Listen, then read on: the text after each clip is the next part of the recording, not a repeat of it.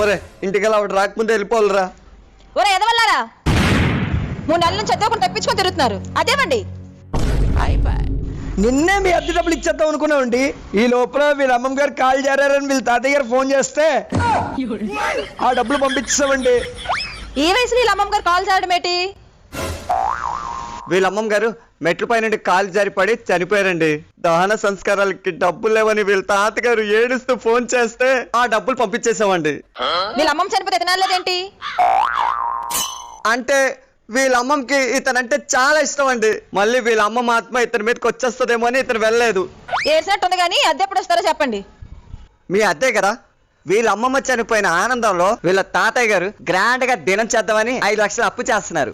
దాంట్లో కొంత డబ్బు మాకు పంపిస్తానన్నారు. మీకు దాంట్లో అద్దె ఇచ్చేస్తాం. ఆ డబ్బుల్లో మీరు అద్దెస్తారని గ్యారంటీ ఏంటి?